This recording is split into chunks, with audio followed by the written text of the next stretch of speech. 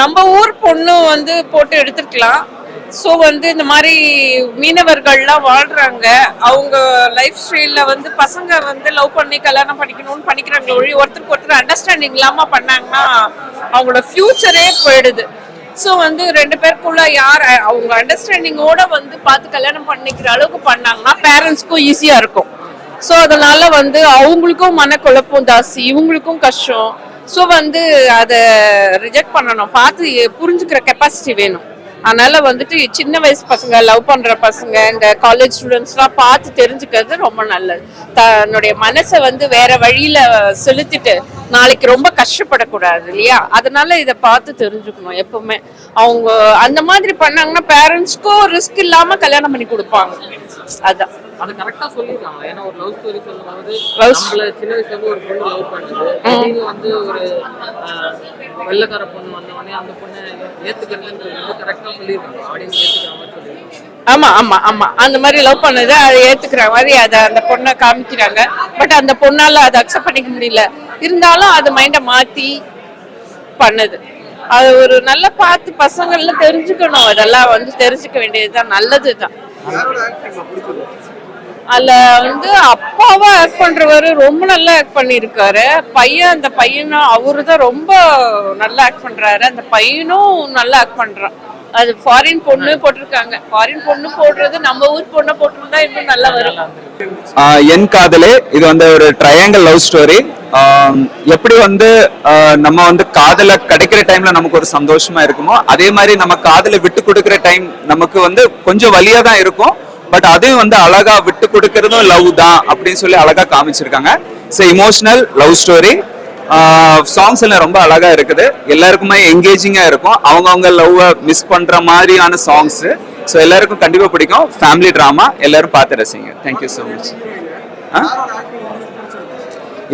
எனக்கு வந்து திவ்யோட ஆக்டிங் ரொம்ப நல்லா பிடிச்சிச்சு. ஏன்னா ஒரு மாமாவோட லவ், அது அவ வந்து அந்த மாமாக்கு மேல எவ்வளவு ஒரு அன்பு வச்சிருந்தா ஒரு விட்டு கொடுக்கறது ஒரு மனசு அவளுக்கு வரும் அப்படின்னு சொல்லி. ஸோ திவ்யோட கேரக்டர் எனக்கு ரொம்ப ஹர்ட் டச்சிங்கா இருந்தது.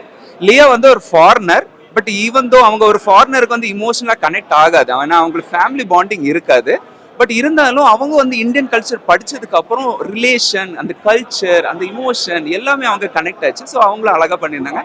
லிங்கேஷும் ரொம்ப அழகா அவங்களோட ரோல் பர்ஃபெக்டா பண்ணியிருந்தாங்க. எல்லாருமே நல்லா பண்ணியிருந்தாங்க. கண்டிப்பா பாருங்க, உங்களுக்கு எல்லாருக்கும் பிடிக்கும்.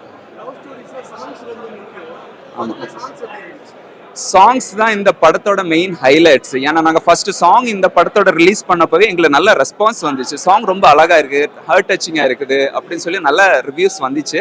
ஸோ சாங் மேல தான் இந்த ஸ்டோரியே கேரி ஆகுது. ஆக்சுவலா அந்த இமோஷனான சரி, அந்த ஹீரோட பாயிண்ட் ஆஃப் வியூல என்ன சொல்ல வர்றாரு, ஹீரோயினோட பாயிண்ட் ஆஃப் வியூல என்ன சொல்றாரு, அப்புறம் ஒரு லவ் ஃபெயிலியர் ஆகிற டைம்ல என்ன ஃபீல், அது எல்லாமே அழகா எல்லாரோட பாயிண்ட் ஆஃப் வியூல காமிச்சிருமா. ஹீரோட பாயிண்ட் ஆஃப், ஹீரோயினோட பாயிண்ட் ஆஃப். இது வந்து நம்ம ஒரு ஆக்சுவலா ரொம்ப முன்னாடி வந்து ஒரு 80s 90sல பாத்தீங்கன்னா ஒரு லவ் இமோஷன் இருந்துச்சு. இப்போ வந்து ஜென்ரேஷனுக்கு வந்து அந்த லவ் வந்து என்னன்னா ஜஸ்ட் ஒன் சைட் லவ், பார்த்ததும் வர்றது லவ், அப்புறம் விட்டுறது, அந்த மாதிரி இருக்கு. பட் இது வந்து என்னன்னா நம்ம கொஞ்சம் பின்னாடி போயிட்டு அந்த லவ்க்கு ஆழத்தை நமக்கு காமிச்சிருக்காங்க, ஒரு டெப்த் ஆஃப் லவ். ஸோ இது யாருக்கு பிடிக்கும்னா ஒரு லவ்வை வந்து ரொம்ப விரும்பி அதை என்ஜாய் பண்ணி சாக்ரிஃபைஸ் பண்ணி ரொம்ப வருஷமா லவ் பண்றவங்க இது ரொம்ப கனெக்டிங்கா இருக்கும்.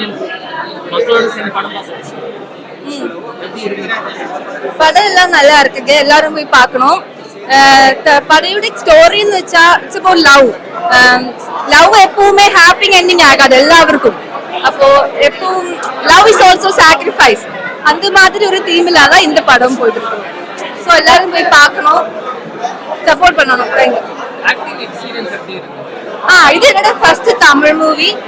ஆக்டிங் வந்தது எனக்கு டயலாக் கொஞ்சம் hard வந்துச்சு. But everyone helped me through the whole shoot, so it was not that hard.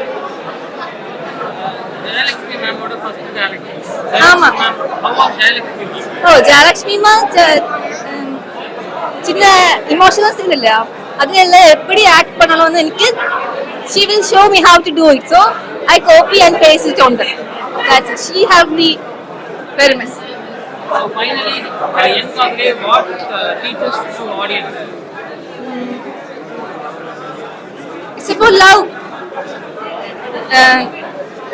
எல்லாருக்கும் லவ் ஒரு ஹாப்பி எண்டிங் அல்ல. அப்போ அந்த மாதிரி தீம்ல அந்த ஸ்டோரி போயிட்டு இருக்கு. எல்லாரும் போய் பார்க்கும்போ புரியும். Sorry, my Tamil is not that good. Yes, I'm sorry. படம் சார் சொல்லாங்களா? படம் சூப்பர் சார். படத்து எல்லாமே நல்லா இருக்கு சார். அதில் லவ் சென்டிமெண்ட் ஆங்கிலேயர் பெஸ்ட். என்ன சார் ஒண்டர்ஃபுல் சொல்லணும் நான் பார்த்தேன். இல்ல ஃபுல்லா பாசிட்டிவா, நெகட்டிவ் இல்ல, நெகட்டிவ் எதுவுமே இல்லை. இந்த படத்தை ஸ்டார்டிங்ல இருந்து எண்டிங் வரைக்கும் நல்லா சுறுசுறுப்பா இருக்கு படம். கிளைமேக்ஸ், ஹீரோ ஆக்ஷன் எனக்கு பிடிச்சிருக்கு, ஹீரோயின் ஆக்ஷன் எனக்கு பிடிச்சிருக்கு, கஞ்சாவேரப்பு ஆக்ஷன் எனக்கு பிடிச்சிருக்கு, வில்லன் ஆக்ஷன் எனக்கு பிடிச்சிருக்கு. 2 ஹீரோ எனக்கு ஆங்கிலேயர் தமிழ் ஆக்டர். தமிழ் ஆக்டிங் தான் எனக்கு ரொம்ப பிடிச்சிருக்கு. அது வந்து அழுகுற அளவுக்கு காமிச்சிக்கிறாங்க, நம்ம ஃபீலிங் ஆகிற வரைக்கும் காமிச்சிக்கிறாங்க அந்த படத்துல. ஃபீலிங் வந்துச்சு இடையில வந்து இன்டர்வலுக்கு அப்புறம் ஃபீலிங் வரும் இந்த படத்துல. படம் ரொம்ப அருமையாக வந்திருக்கு. இந்த படத்தில் வந்து நான் வில்லன் ரோல் பண்ணியிருக்கேன். அது எனக்கு மிகப்பெரிய ஒரு சந்தோஷம். இது என்னுடைய முதல் படம். இந்த முதல் படத்தில் வாய்ப்பு கொடுத்த டைரக்டர் ஜெயலட்சுமி மேடமுக்கு ரொம்ப நன்றி தெரிவிச்சுக்கிறேன். அதுக்கப்புறம் இந்த படத்தோட நான் ஈபியாகவும் ஒர்க் பண்ணியிருக்கேன். அந்த வாய்ப்பை கொடுத்த ப்ரொடியூசர் ஜெயலட்சுமி மேடமுக்கு மிகப்பெரிய நன்றி தெரிவிச்சிருக்கேன். இது நான் நடிகன் விட இந்த படத்தை வந்து ஒரு ஈபியாக இருந்து ரொம்ப வலிகளை நான் அனுபவிச்சிருக்கேன். ஏன்னா ஒரு படத்தை எடுக்கணுன்றது ரொம்ப கஷ்டங்க. ஒரு ஜென்னாலே முடியாது. ஒரு சிங்கிள் லேடியாக இருந்து பண கஷ்டம் அதையும் பார்க்கணும், டைரக்ஷனும் பண்ணணும், பல இன்னல்களும் பார்க்கணும் அப்படின்னு சொல்ல ரொம்ப வலிகளை அவங்க பட்டுட்டாங்க. நைட்டு வரைக்கும் எனக்கு தேட்டர் கிடைக்கல. அதுக்கு வந்து அவங்க பட்ட வலிகள் இருக்கும். ஐயோ தாங்க முடியாது. நம்ம கூட இருக்கிறோம், ஈபிஆர் இருந்து நம்ம பார்த்துட்டோம்.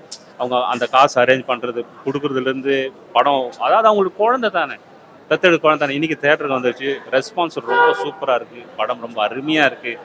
ஏன்னா லாஸ்ட்லலாம் வந்து 4 சாங் இருக்குது. மியூசிக் டைரக்டர் ரொம்ப அருமையாக பண்ணியிருக்காரு. அதாவது சந்துரு லிரிக்ஸ் வந்து 2 ரிலீக்ஸ் பண்ணியிருக்காரு. ரொம்ப சூப்பராக பண்ணியிருக்காரு. கபிலனும் ஒரு சாங் எழுதியிருக்காரு. மற்றபடி மேடமும் ஒரு சாங் எழுதியிருக்காங்க. 4 சாங் ரொம்ப அருமையாக இருக்குது. மற்றபடி படம் ரொம்ப நல்லா இருக்குது. 100 நாள் ஓணும்னு நான் நினைக்கிறேன். அதோடைய வந்து மீடியா சப்போர்ட்டும் ஜனங்க சப்போர்ட்டும் கண்டிப்பாக எனக்கு தேவை. படம் ரொம்ப சூப்பராக இருக்குது. எல்லாம் வந்து பாருங்கள், பார்க்கணும், ரொம்ப நம்புகிறேன். மீடியாவுக்கு ரொம்ப நன்றி. என்ன சார்? ஆமாம் ஆமாம் ஆமாம் ஆமாம். அதை பற்றி என்னென்னா, இப்போ வில்லன் வந்து எல்லாமே அதில் நான் ஒரு டைலாக் ஒன்று சொல்லுவேன். அதாவது காப்பாற்றுறவெல்லாம் ஹீரோ இல்லை அப்படின்னு. இது என்னென்னா, இங்கே ஹீரோ வந்து அந்த மாதிரி வந்து மோடிஃபைட் பண்ணி வச்சுருக்காங்க. ஃபைட் பண்ணோம், இது பண்ணோம், அது பண்ணோம், ஹீரோ அவர். அது இல்லை ஹீரோ. ஹீரோ யாருன்னா எல்லாரையும் வந்து எல்லாருடைய மைண்டும் எல்லாரையும் காப்பாற்றுறோம் தான் ஹீரோ. அவன் வில்லனாக கூட இருக்கட்டும், பார்க்கறதுக்கு அவன் பொறுக்கியாக காட்டியிருப்பாங்க. லாஸ்ட்டில் அது தோணுச்சு, அவன் என் தங்கச்சி தானே. நான் வேணா என்னுடைய எண்ணங்கள் அந்த மாதிரி இருந்துக்கலாம், சிரிச்சிரு. நான் வெளிப்படையாக சொல்லிட்டேன்ல நான் வில்லன் அப்படின்னு. ஆனால் அவன் என்னன்னா, அவன் ஹீரோ ஆகிட்டான், அந்த இடத்துல காப்பாற்றுறான்ல, அவனுக்குள்ள ஒரு இது இருக்குது. அதனால் வந்து இதை வந்து நான் தமிழ் சினிமாவில் மாறும்னு நினைக்கிறேன். ஹீரோன்றது தன்னை மட்டுமே காப்பாற்றி கொள்பவன் ஹீரோ கிடையாது. சுற்றி இருக்கிறவன் எல்லாரையும் காப்பாற்றுறவன் அவன் தான் ஹீரோ. அது வில்லனாக இருந்தாலும் சரி, ஹீரோ இருந்தாலும் சரி. அது நான் சொல்லணும்னு நினைக்கிறேன்.